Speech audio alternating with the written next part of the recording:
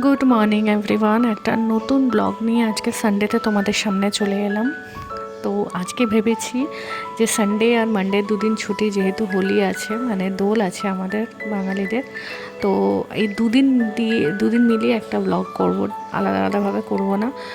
তোমরা হয়তো বলতে পারো যে আলাদা আলাদাভাবে কেন আমি ব্লগ করছি না, তাহলে তো অ্যাটলিস্ট দুটো ব্লগ হয়। কিন্তু আমার অ্যাকচুয়ালি দোলেতে কোনো রকম কোনো প্ল্যান নেই। আমি খুব একটা দোল খেলতে পছন্দ করি না, ঘরেই হয়তো থাকবো। তাই জন্য দুদিনের ব্লগ আমি তোমাদের সাথে শেয়ার করব, তোমরা রীতিমতো বোর হয়ে যাবে। দ্যাটস ওয়াই আমি ভাবলাম দুদিন মিলিয়ে একটা ব্লগ করব। আর দেখতেই পাচ্ছ সকালবেলা ঘুম থেকে উঠে গেছি আমি। ঘুম থেকে উঠে আমি ও বেরিয়ে গেছে, কিন্তু আমার ঘরের কাজ আছে। আর সানডেতে আজকে আমার কোনো রান্নাবান্নার ব্যাপার নেই। আজকে যা রান্নাবান্না করবে সব মাসি। চিকেন আমি কালকে রাত্রেবেলা এনেছি, ম্যারিনেট করে দিয়ে দিয়েছি, তো চিকেনটা মাসি করবে। আর ভাতও মাসি করছে। তো আমার রান্নার কোনো আলাদা করে কোনো ঝামেলা নেই, আমি শুধু ঘরের কাজ করব আজকে। তো ছুটি সারা সপ্তাহ অফিসে থাকি, সেভাবে ঘরের কাজ করা হয় না। তো আজকে তাই জন্য আজকে চুটিয়ে ঘরের কাজ করব। তো কিছু বাসন পড়েছিল, যে বাসনগুলো রাত্রেবেলা আমার আর মাজতে ইচ্ছা করছিল না, তো সেই বাসনগুলো এখন আমি মাজতে নিয়েছি। অ্যাজ ইউজুয়াল ঘরের যা কাজ থাকে আমাদের বাড়ির বউদের, ঘর জাতীয়, ঘর মোছা, বাসন মাজা, জামা কাপড় কাচা, তো সমস্ত কাজ বাজ করে নিয়ে এখন একটু নিজেকে সময় দিচ্ছি। একটা চকলেট নিয়ে বসে গেছি, চকলেটটা খাবো। তো চকলেটটা খেয়ে দিয়ে আমি জাস্ট স্নান করে নিয়েছি আর একটু স্কিন কেয়ার করেছি। স্কিনটা দেখো একটু গ্লো করছে, স্ক্রাবিং করেছি অনেক দিন পর। স্কিনটা একদম ডাল হয়ে গেছিলো। আর এই জামা কাপড়গুলো বাইরে থেকে তুলে এনে ভাঁজ করে রাখলাম, মানে এগুলো মা তুলে এনেছে, তো ওইগুলো ভাঁজ টাজ করে রাখলাম। আর মা দেখো প্রসাদ দিয়েছে, দুপুরবেলায় খাওয়ার পর এই প্রসাদটা খাবো, ওই জন্য নিয়ে এসেছি, ভাবলাম তোমাদের সাথে একটু শেয়ার করি। এতগুলো ফ্রুটস মা আজকে সানডে দিন দুপুরবেলা বলছে ঠাকুরকে শুধু ফ্রুটসই দিয়েছে আর অন্য কোনো কিছু নয়। তো ওই ফ্রুটসই মা দুপুরবেলা খাবে। আর আমরা তো চিকেন খেয়েছি, চিকেনে আমি এত মারাত্মক ঝাল দিয়েছি যে তোমাদেরকে আমি কী বলবো। আর মোসাম্বির মেশো কিনে দিয়ে গেছে, মোসাম্বির রসটা বানিয়েছে। আমার ভালো লাগে না ফ্রুটস খেতে একদম, আর সেই ফ্রুটসটাই আমাকে বারবার খেতে হয়। এই ফ্রুটস খাওয়া নিয়ে বাড়িতে রীতিমতো আমার ঝামেলা চলে, কেন জানি না। আমার সবজি আমাকে যা দাও আমি খেয়ে নেবো, কিন্তু ফ্রুটস আমার খেতে একদম ইচ্ছা করে না। তো যথারীতি এখন সন্ধে হয়ে গেছে, একটু ঘুমিয়েছিলাম, ঘুম থেকে উঠলাম, এখন সন্ধে হয়ে গেছে। সন্ধেবেলা একটু বিগ বাস্কেট থেকে কিছু অর্ডার করেছিলাম, বিকজ পরের দিন মানডে আছে, তো মানডে কিছু জিনিস লাগবে। একটু টক দই অর্ডার করেছিলাম, পনির অর্ডার করেছিলাম, টমেটো অর্ডার করলাম, ডিম অর্ডার করেছিলাম। তো এই সমস্ত কিছু অর্ডার করলাম, কারণ এগুলো আমার রীতিমতো লাগতো। তো এগুলো শেষ হয়ে গেছিলো। আর দেখো রাত্রেবেলা ডিনার নিয়ে আমি বসে গেছি, ও এখন অবধি ফেরেনি, তো ওই জন্য ডিনারটা আমি একাই করে নেবো। এখন আর ওর জন্য ম্যাক্সিমাম দিনে আমি ওয়েট করি না, কারণ ওর কোনো কিছু খাওয়া দাওয়ার টাইমে ঠিক ঠিকানা নেই।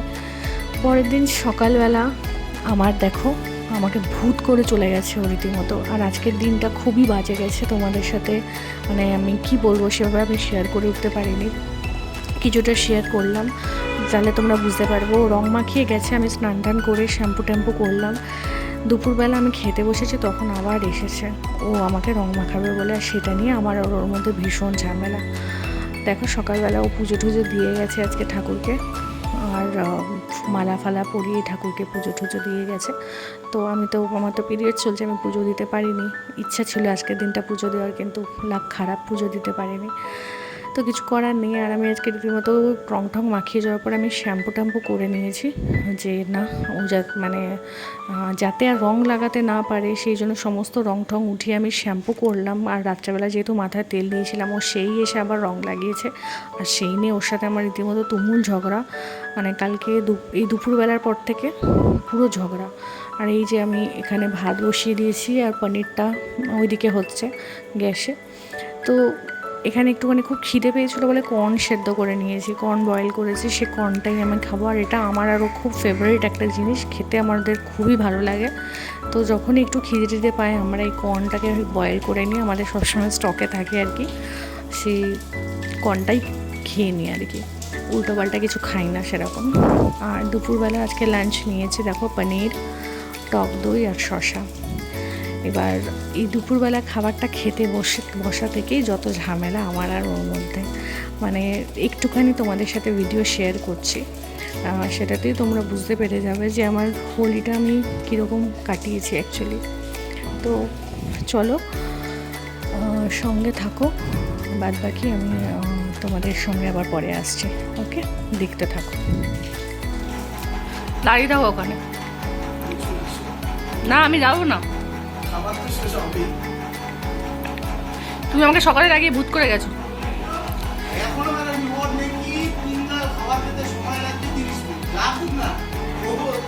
সারাদিন ভাবে তারা নিয়ে অবস্থা করে যে ভাতা তারাটা শেষ হয়ে যাবে, আমি তো ঘরে ঢুকে মাখাবো।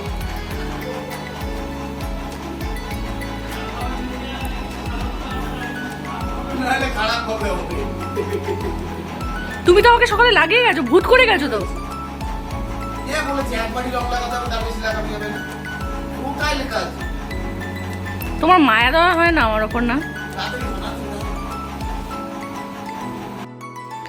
আর এখানে একটু ঝগড়াটা কন্টিনিউ হচ্ছিল, তারপরে আমি ওকে, দেখো আমার একটা সাইডে এখনও রং লেগে রয়েছে, আমি তুলেছি তবুও এই সাইডটা পুরো রং লেগে রয়েছে। ঝগড়া কন্টিনিউ হচ্ছে, তার মধ্যে আমার ইচ্ছে হচ্ছে মেলায় যাওয়ার, আমাদের বাড়ির সামনে মেলা হচ্ছে, কিন্তু আমার লাকটা খুবই খারাপ, একটু সেজেগুজে বেরিয়েছি মেলা দেখতে যাব বলে, আর গিয়ে দেখছি ঝড় বৃষ্টির জন্য মেলা ফেলা পুরো বন্ধ হয়ে গেছে, আর রাস্তাঘাট পুরো শুনশান। তো ওকে দেখো, ওর মানে আর মুখে হাসিটা আর আসছে না, এত ঝগড়া হয়েছে আমার আর ওর মধ্যে। তো যতই যাই হোক, ঝগড়া হলেও চেষ্টা করতে হবে তো না, মানে একসাথে থাকতে গেলে তো সব কিছু মানিয়ে গুছিয়ে নিতে হয়।